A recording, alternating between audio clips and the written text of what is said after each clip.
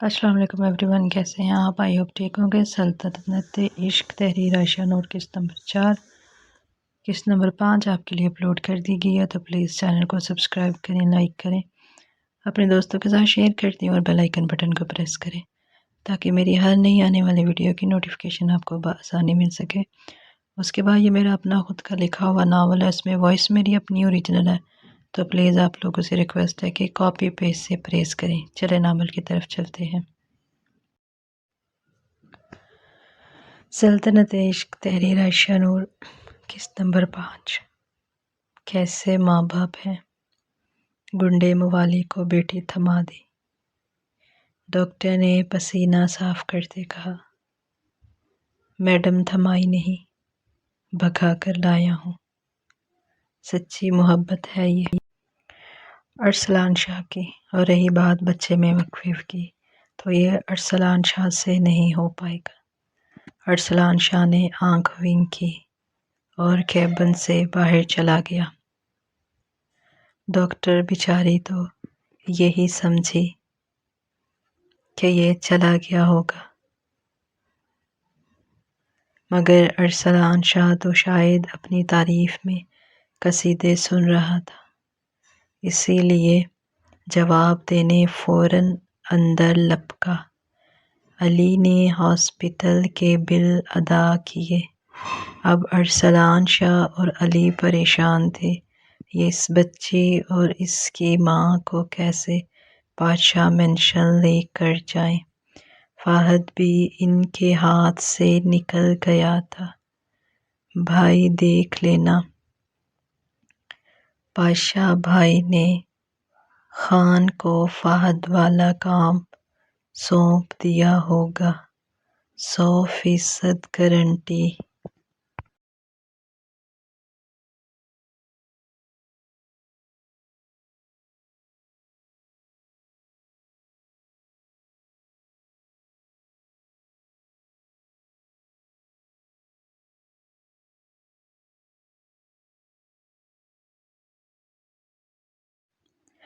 سے کہتا ہوں۔ خان کا نام سن کر ہی ارسلان شاہ کے بدن میں جلن کی وجہ سے انگارے دہکنے لگے۔ یہ سالہ میرے ہاتھوں سے مرے گا کسی دن، ارسلان شاہ نے دانت پیستے ہوئے کہا۔ اتنے میں دعا اپنی بچی کو اٹھائے باہر کی طرف جانے لگی۔ او ہیلو، اللہ کی گائے، تم کہاں جا رہی ہو؟ ارسلان شاہ کی آواز پر دعا کے قدم رک گئے۔ اسے ارسلان شاہ سے خوف آ رہا تھا۔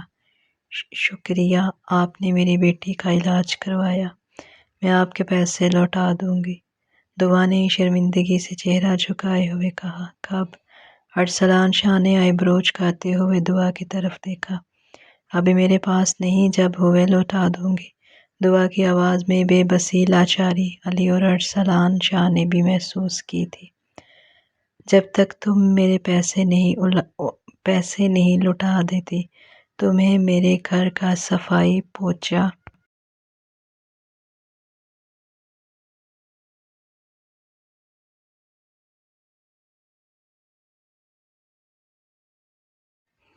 کرنا ہوگا۔ ارسلان شاہ کی بات پر علی اپنا ماتھا پیٹ کر رہ گیا۔ بھائی کیا ہو گیا ہے؟ کیوں اپنے ساتھ ساتھ میرے کفن کا بھی انتظام کروا رہے ہیں؟ پاشا بھائی نے ہماری چٹنی بنا دینی ہے، علی نے ارسلان کے کان میں سرگوشی کرتے ہوئے کہا۔ تو کیا اسے واپس اسی جہنم میں جانے دو؟ ارسلان شاہ نے دانت پیستے ہوئے علی سے کہا۔ ارسلان شاہ کی بات پر علی نے حیرت سے ارسلان کو دیکھا۔ آپ کب سے لوگوں کے ہیلپر بن گئے ہیں؟ علی کو اگنور کیے ارسلان نے دعا کے بازوؤں سے اس بچی کو چھینا۔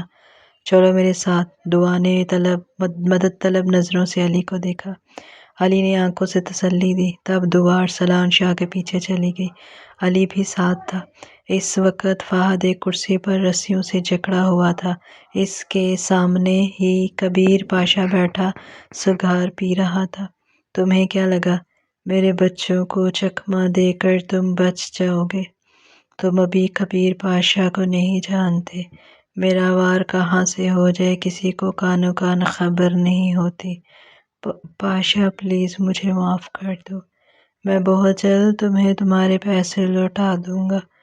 فہد کی آہری سانسیں چل رہی تھی۔ یہ آج خود پہلی بار پاشا کو دیکھ رہا تھا۔ پاشا کم ہی کسی کے سامنے آتا تھا۔ بات پیسوں کی نہیں فہد، بات میرے دونوں بچوں کو پریشان کرنے کی ہے۔ تمہارے چکر میں میرے دونوں بچے ہاسپٹل میں خوار ہو رہے ہیں، پتہ نہیں کھانا بھی کھایا ہوگا کہ نہیں۔ ارسلان شاہ اور علی کی ناکامی کے بعد بھی کبیر پاشا کو ان کے کھانے کی فکر ستا رہی تھی۔ سائن کرو یہاں۔ کبیر پاشا کے اشارہ کرنے پر ایک آدمی نے فہد کے سامنے ٹیبل پر ایک پیپر رکھا۔ کیا ہے یہ؟ فہد کی تو جان ہوا ہو رہی تھی ڈیتھ ماسٹر کو دیکھ کر۔ تمہارے اور تمہاری بیوی کے طلاق کے پیپر۔ یہ سنتے ہی فہد نے دوسری بات نہ کی اور پیپر سائن کر دیے۔ کبیر پاشا کا دل کیا اب اس انسان کو وصل جہنم کر دے جسے اپنی بیوی اور کمسن بچے کی بھی فکر نہیں تھی۔ فکر تھی تو بس اپنی جان بچانے کی۔ اب تو جانے دو، جو تم نے چاہا، جیسا چاہا میں نے کر دیا۔ فہد کی آواز میں فریاد تھی جو ریجیکٹ ہو گئی۔ پاشا کسی کو اپنی ایک پھوٹی کوڑی معاف نہ کرے، تمہارے پاس تو 1 کروڑ روپے بنتے ہیں۔ پاشا نے نفرت سے فہد کی طرف آخری بار دیکھا اور اٹھ کر مینشن کی طرف چلا گیا، کیونکہ گل کو دیکھے اسے 1 گھنٹہ ہونے والا تھا اور کبیر پاشا ہر 10 منٹ کے بعد گل کو ضرور دیکھتا تھا۔ ارسلان شاہ کے ذاتی اپارٹمنٹ کی فضا مینشن کے مقابلے میں کافی پرسکون تھی، مگر دعا کے لیے یہ دیواریں بھی اجنبی اور پربت جیسی تھیں۔ وہ اپارٹمنٹ کے عالیشان ہال میں کھڑی اپنے پیروں کے انگوٹھوں کو دیکھ رہی تھی، جبکہ اس کا دل زور زور سے دھڑک رہا تھا۔ ارسلان نے اپنی جیکٹ اتار کر صوفے پر پھینکی اور دعا کے سامنے آ کر کھڑا ہوا۔ اس کا لہجہ سپاٹ تھا، مگر نظروں میں وہ پہلی والی تپش نہیں تھی۔ یہاں کی روز صفائی ستھرائی کرنی ہے تم نے؟ جب مجھے لگا کہ تمہارے شوہر کے لیے ہوئے پیسے اور ہسپتال کے پیسے پورے ہو گئے ہیں، میں تمہیں واپس جانے کی اجازت دے دوں گا، ارسلان نے روکھے پن سے کہا، مگر اس کی آنکھیں دعا کے چہرے پر موجود نیلے نشانوں کا جائزہ لے رہی تھی۔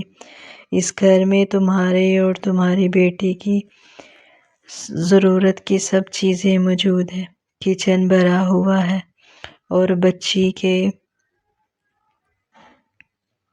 لیے دودھ بھی آ گیا ہے۔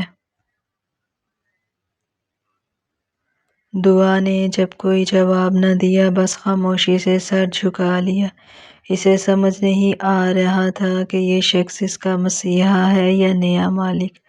اس کے لیے پیسے پورے کرنا ایک نئی قسم کی غلامی تھی، مگر وہ یہ نہیں جانتی تھی کہ ارسلان اسے صرف ایک باعزت پناہ گاہ دینے کے لیے یہ سب کر رہا ہے۔ دوسری طرف علی صوفے پر بیٹھا ننھی بچی کو گود میں لیے اسے بہلا رہا تھا۔ وہ بچی جو تھوڑی دیر پہلے بھوک سے بلک رہی تھی، اب علی کی گھڑی کو پکڑنے کی کوشش کر رہی تھی اور اپنی بڑی بڑی آنکھوں سے ٹکر ٹکر سب کو دیکھ رہی تھی۔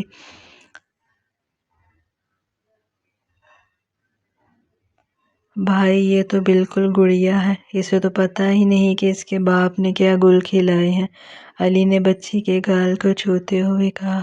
ارسلان نے بچی کی طرف دیکھا تو اس کے دل میں ایک عجیب سی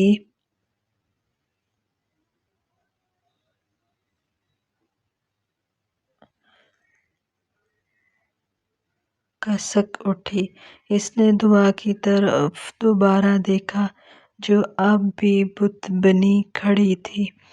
اپنا کمرہ دیکھ لو اور یاد رکھنا، باہر جانے کی کوشش مت کرنا۔ فہد کے دشمن شہر میں پھیلے ہوئے ہیں، اگر وہ تمہیں مل گئے تو میں بھی نہیں بچا پاؤں گا۔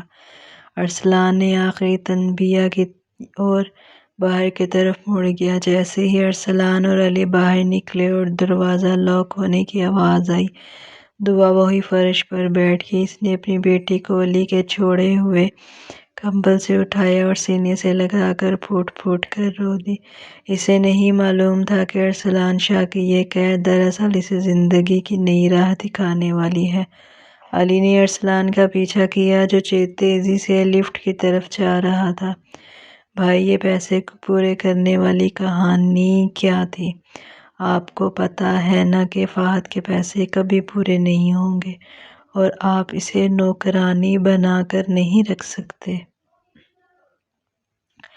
ارسلان لفٹ کے آئینے میں اپنا عکس دیکھتے ہوئے رکا۔ اس کی آنکھوں میں ایک گہرا عزم تھا۔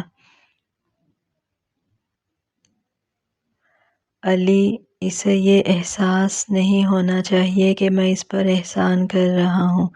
وہ ایک خوددار لڑکی لگتی ہے۔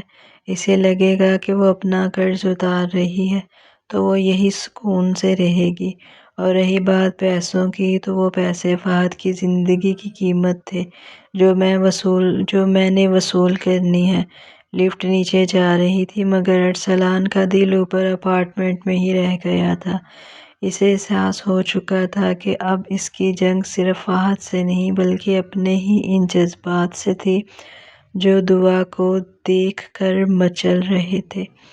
ارسلان اور علی کے جانے کے بعد اپارٹمنٹ میں ایک گہری خاموشی چھا گئی۔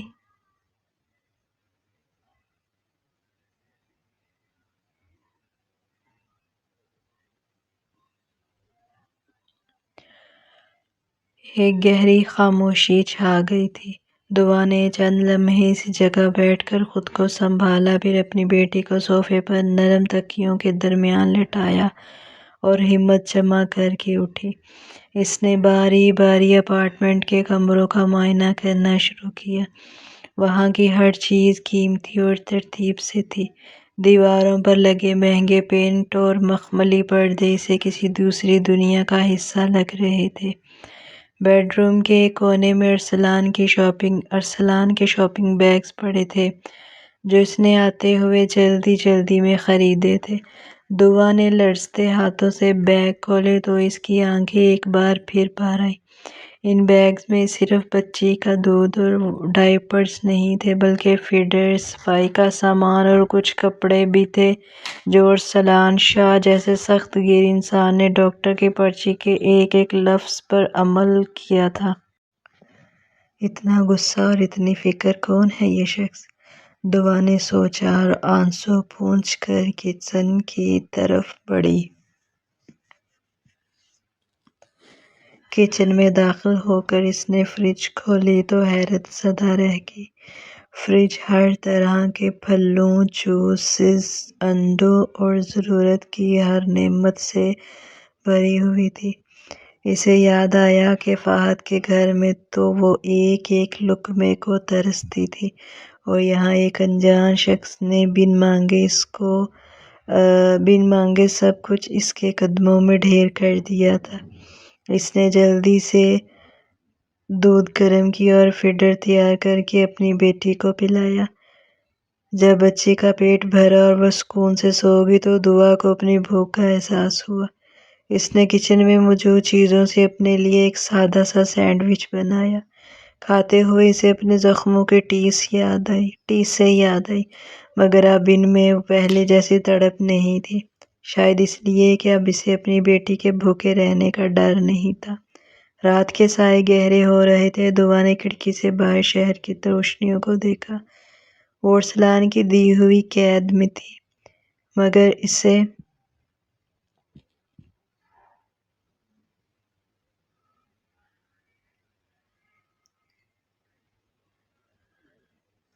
پہلی بار محسوس ہوا وہ آزاد ہے۔ وہ فہد کی درندگی سے آزاد تھی،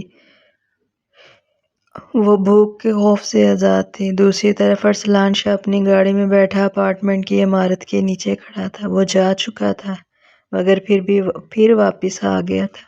اس کی نظریں 5ویں منزل کی اس کھڑکی پر جمی تھیں جہاں سے ہلکی سی روشنی باہر آ رہی تھی۔ تم ٹھیک ہو نا دعا؟ اس نے دھیمی آواز میں خود سے پوچھا۔ اسے اپنی اس بے چینی پر غصہ بھی آ رہا تھا اور حیرت بھی۔ پاشا کا سپاہی جو منہ سے نہیں ڈرتا آج ایک عورت کی خاموشی سے ڈر رہا تھا۔ مینشن کے ہال میں قدم رکھتے ہی ارسلان اور علی کو ایسا لگا جیسے کسی تپتی ہوئی آگ کے سامنے کھڑے ہوں۔ کبیر پاشا اپنی مخصوص اونچی پشت والی چمڑے کی کرسی پر برچمان تھا۔ اس کی انگلیاں میز پر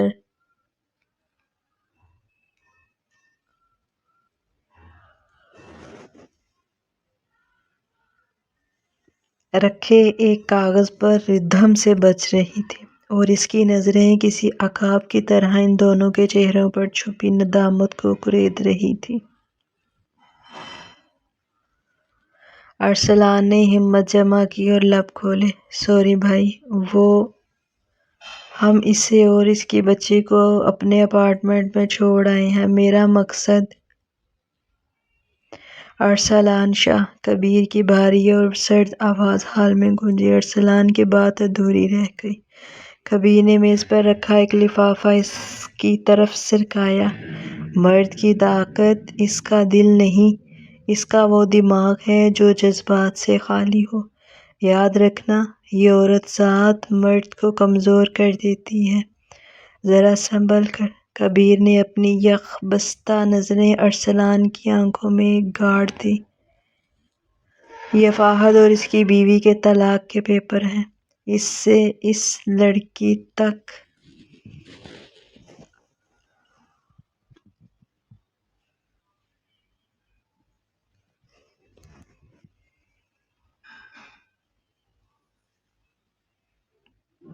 پہنچا دو۔ ارسلان اور علی ساکت رہ گئے۔ انہیں تو کچھ بتانے کی ضرورت نہیں پڑی تھی۔ پاشا کو نہ صرف یہ معلوم تھا کہ وہ دعا کو کہاں چھوڑ کر آئے ہیں بلکہ اس نے فہد سے طلاق بھی لے لی تھی۔ اور ہاں، کبیر اپنی کرسی سے اٹھا، ایک وجیح رعب کے ساتھ اس کے قریب سے گزرا۔ اس کی عدت مکمل ہونے تک مجھے تم اس کے اپارٹمنٹ کے ارد گرد بھی نظر نہ ہو۔ کیا میں واضح ہوں؟ ارسلان نے صرف سر جھکا لیا۔ وہ جانتا تھا کہ پاشا کا حکم حرف آخر ہے۔ کبیر سیڑھیوں کی طرف بڑھا مگر آدھی سیڑھیاں چڑھ کر وہ رکا۔ پیچھے مڑ کر ان دونوں کو دیکھا۔ اس کے چہرے پر احسانے کے لیے وہ سختی کم ہوئی جو اس کا خاصہ تھی۔ تم دونوں میرے لیے صرف سپاہی نہیں، میرے بچے ہو۔ اور ایک باپ کو پتہ ہوتا ہے کہ اس کے بچے کو کیا پسند ہے۔ کبیر کی آواز میں ایک عجیب سی ممتا چھپی تھی جس نے ارسلان کے دل سے سارا بوجھ اتار دیا تھا۔ اسی لیے طلاق کروا دی اس لڑکی کی۔ وہ اب آزاد ہے اور تمہارا شکار وہ بیسمنٹ میں ہے۔ یہ کہہ کر کبیر پاشا اپنے کمرے کی طرف مڑ گیا۔ پیچھے علی اور ارسلان نے ایک لمبا اور گہرا سکھ کا سانس لیا، مگر وہ جانتے تھے کہ پاشا کے دل میں اب بھی ایک خلش باقی ہے۔ پاشا اس سے ناراض تھا، اس لیے نہیں کہ ارسلان کو دعا پسند تھی بلکہ اس لیے کہ فہد جیسا معمولی انسان ان کی آنکھوں میں دھول جھونک کر ان کے سسٹم سے بھاگنے میں کامیاب ہوا تھا۔ پاشا غداری یا ناکامی کو کبھی فراموش نہیں کرتا اور ارسلان کو معلوم تھا کہ اس ناراضگی کو دور کرنے کا صرف ایک ہی طریقہ ہے، بیسمنٹ میں موجود فہد کا عبرتناک انجام۔ علی، ارسلان نے میز پر پڑی فائل اٹھائی۔ اس کی آنکھوں میں وہی پرانی دہشت لوٹ آئی۔ عدت ختم ہونے تک میں اپارٹمنٹ نہیں جاؤں گا، مگر فہد کو یہ دن یاد رہے گا۔ چلو۔ پاشا مینشن کی بیسمنٹ کی سیڑھیاں اترتے ارسلان شاہ کے ہر قدم کی چاپ کسی جلاد کی آمد کا اعلان کر رہی تھی۔ علی اس کے پیچھے تھا مگر وہ خاموش تھا۔ وہ جانتا تھا آج ارسلان کو کوئی نہیں روک سکتا، کیونکہ یہ غصہ صرف پیسوں کا نہیں بلکہ پاشا کی ناراضگی اور دعا کے چہرے پر لگے ان زخموں کا تھا جن کا حساب اب بھی باقی تھا۔ بیسمنٹ کے آہنی دروازے کی کھلنے کی آواز نے اندر بندے فہد کی روح فنا کر دی۔ وہ ایک بوسیدہ لکڑی کی کرسی سے زنجیروں سے جکڑا تھا۔ اس کا چہرہ پہلے ہی پاشا کے گارڈز کی خاطر تواضع سے بگڑ چکا تھا، مگر ارسلان کو دیکھ کر اسے اپنی موت دیوار پر لکھی نظر آنے لگی۔ ارسلان نے آہستہ سے اپنی قمیض کی آستینیں اوپر چڑھائیں اور قریب پڑے ایک بھاری دھاتی میز پر اپنا ہاتھ رکھا۔ تو فہد میاں، سنا ہے تمہیں چھپنے کا بہت شوق ہے۔ ارسلان کی آواز اتنی دھیمی تھی کہ فہد کے جسم میں جھرجھری دوڑ گئی۔ تمہیں کیا لگا کہ تم ایک عورت اور 3 ماہ کی بچی کو تڑپا کر چھوڑ کر پاشا کے پاؤں سے نکل جاؤ گے؟ ارسلان بھائی، خدا کے لیے معاف کر دے۔ فہد ہکلایا۔ اس کے ہونٹ کپ کپا رہے تھے۔ خدا کا نام اس زبان سے مت لو جس سے تم نے اپنی بیوی کو گالیاں دی۔ ارسلان نے ایک دم دھاڑتے ہوئے میز پر پڑا ہنٹر اٹھایا اور پوری قوت سے فہد کے سینے پر مارا۔ پورے حال میں فہد کی چیخ گونجی مگر ارسلان کے چہرے پر ایک شکنی تک نہ آئی۔ یہ پہلا وار اس کے لیے کیونکہ تم نے پاشا مینشن کے اعتماد کو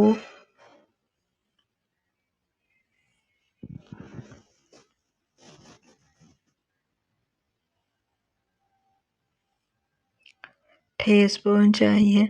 ارسلان نے دوسرا وار اس کے کندھے پر کیا۔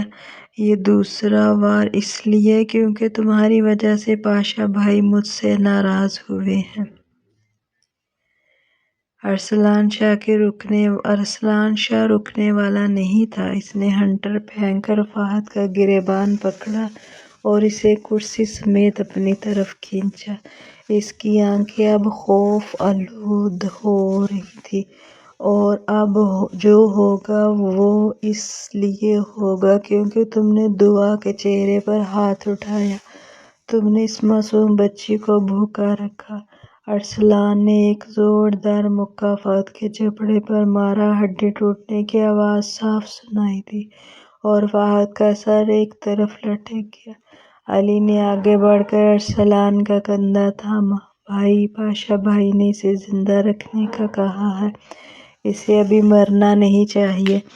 ارسلان نے ہانپتے ہوئے فہد کو چھوڑا جس کی حالت اب کسی زندہ لاش جیسی تھی۔ اسے مرنے نہیں دوں گا علی۔ اسے تو میں اس لمحے تک تڑپاؤں گا جب تک اس کے جسم کی ایک ایک رگ اپنی خطاؤں کی معافی نہ مانگ لے۔ اسے یہاں سے ہٹاؤ اور کال کوٹری میں ڈال دو۔ جب تک میں نہ کہوں اسے روشنی نصیب نہیں ہونی چاہیے۔ ارسلان بیسمنٹ سے باہر نکلا تو اس کے ہاتھ پر فہد کا خون لگا تھا۔ اس نے دیوار پر لگے سنک میں ہاتھ دھوئے اور آئینے میں اپنا عکس دیکھا۔ اسے پتا تھا کہ پاشا کی ناراضگی اب بھی ختم نہیں ہوئی لیکن اسے اس بات کا اطمینان تھا کہ اس نے اپنا حساب برابر کرنا شروع کر دیا ہے۔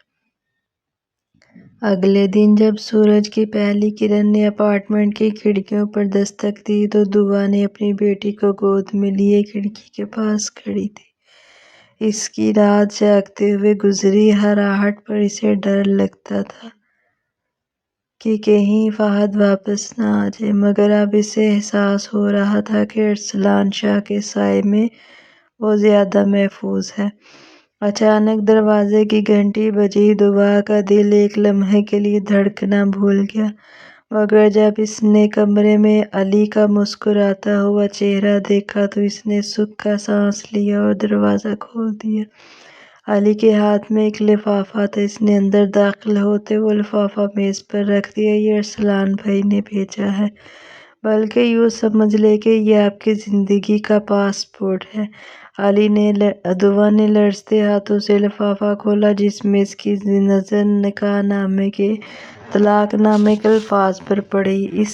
اس کی آنکھوں سے آنسو جاری ہو گئے۔ یہ غم کے آنسو نہیں تھے بلکہ اس بوجھ کے اتر جانے کی خوشی تھی سالوں سے جو دبا ہوا تھا۔ اسے ایسے لگ رہا تھا جیسے اس کے پیروں سے بیڑیاں کٹ گئی ہیں اور اسے ایک نئی زندگی مل گئی ہے۔ میں اب آزاد ہوں۔ دعا کی آواز میں یقین اور بے یقینی ملی جلی کیفیت تھی۔ ہاں دعا، اب آپ بالکل آزاد ہیں۔ پاشا بھائی نے خود یہ سب کروایا ہے۔ اب فہد کبھی آپ کے قریب بھی نہیں آ سکے گا۔ علی نے نرمی سے جواب دیا۔ دعا نے کاغذات کو اپنے سینے سے لگا لیا۔ اسے فہد سے نفرت تھی، مگر اسے ارسلان شاہ پر حیرت ہو رہی تھی کہ ایک اجنبی کے لیے اس نے اتنا بڑا قدم اٹھایا۔ علی صوفے کی طرف بڑھا جہاں ننھی بچی اب جاگ چکی تھی اور اپنے چھوٹے چھوٹے ہاتھ پاؤں ہلا رہی تھی۔ علی نے اسے گود میں اٹھایا، اس کے ساتھ کھیلنے لگا۔ ارے واہ، ہماری شہزادی تو آج بہت خوش لگ رہی ہے، دیکھو تمہارے لیے میں نئے کھلونے بھی لایا ہوں۔ بچی علی کی انگلی پکڑ کر مسکرانے لگی۔ علی تھوڑی دیر تک اس کے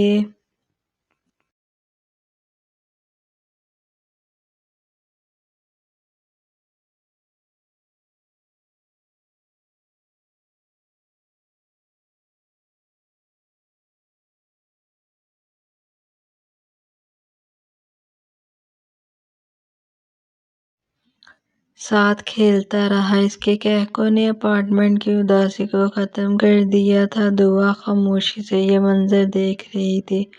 اسے یقین نہیں آ رہا تھا کہ ان جیسے سخت گیر مردوں کے دل میں بھی اتنی محبت ہو سکتی ہے۔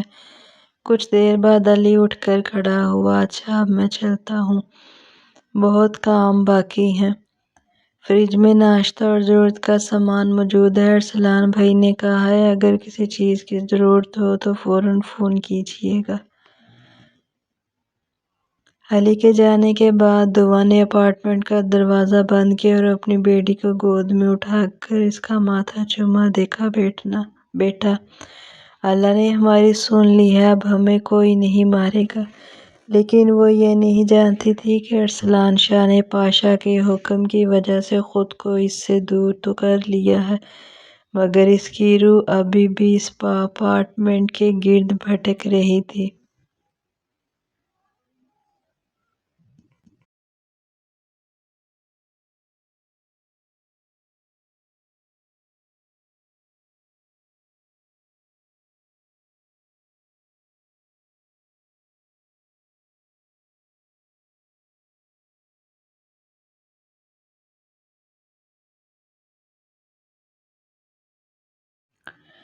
ناشتے کی میز پر خاموشی تھی، صرف چمچوں کے ٹکرانے کی آواز آ رہی تھی۔ ارسلان شاہ اپنی سوچوں میں گم تھا، جبکہ علی کے شرارتی دماغ میں کچھ اور ہی چل رہا تھا۔ اس نے جھک کر گل کے کان میں سرگوشی کی۔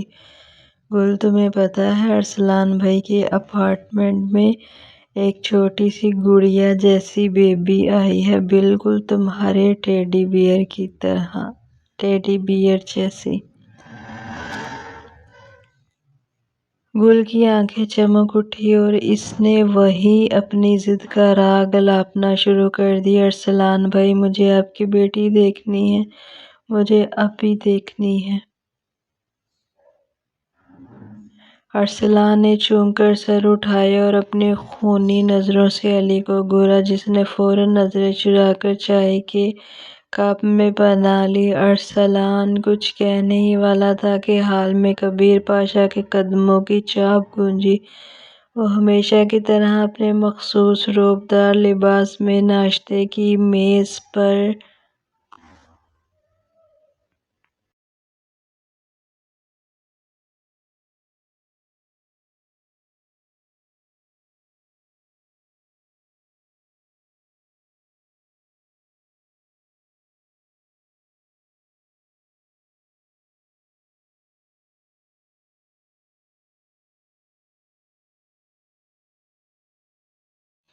آ کر بیٹھ گیا۔ گل نے موقع غنیمت جانا اور اپنی گول گول نیلی آنکھیں مٹکاتے ہوئے پاشا کی طرف دیکھا۔ انکل، مجھے ارسلان بھائی کی چھوٹی سی بیبی دیکھنی ہے، پلیز اسے یہاں منگوا دینا۔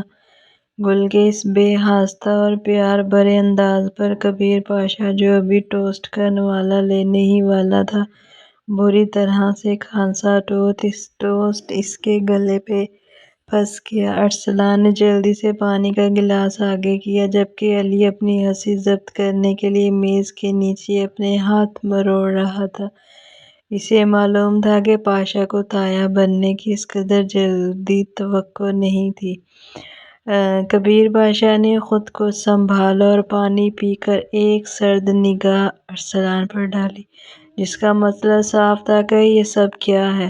پھر اس نے گل کی طرف دیکھا جو ابھی تک امید بھری نظروں سے اسے دیکھ رہی تھی۔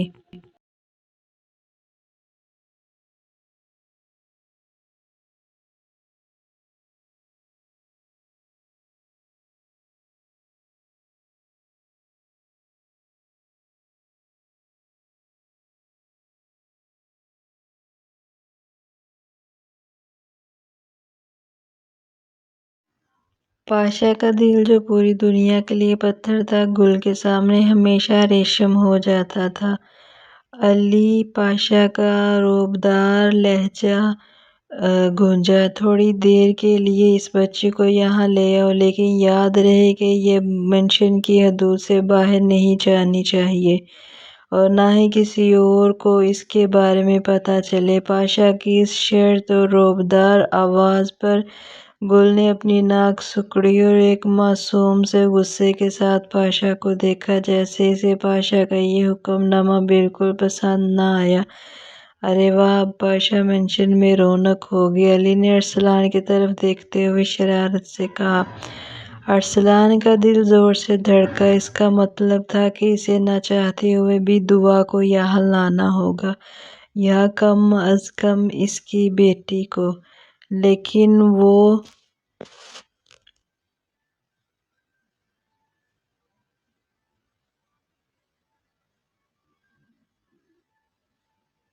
پاشا کے اس حکم سے ڈر بھی رہا تھا، کیونکہ اسے معلوم تھا کہ پاشا کی نظر اب دعا پر ہوگی۔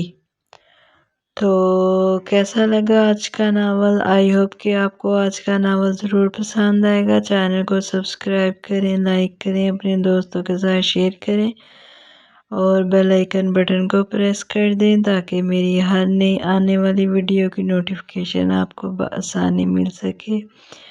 میں آپ کو ایک بار پھر بتاتے چلوں کہ یہ میرا خود کا اپنا لکھا ہوا ناول ہے۔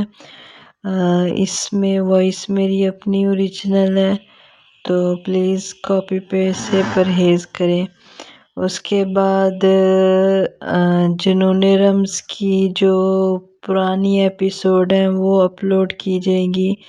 نیو ایپیسوڈ انشاءاللہ کل آپ کو ملے گی۔ تو اللہ حافظ، فی امان اللہ۔